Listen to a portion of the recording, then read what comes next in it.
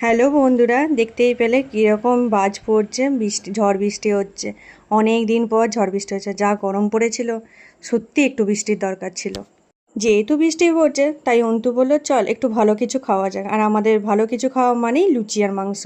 এই দুটো কম্বিনেশন আমার এত ভাল লাগে। আর তার সাথে অন্তু মেদিনীপুর থেকে নিয়ে এসেছিল আমার জন্য এই মিষ্টিটা, কাজু কাটলি।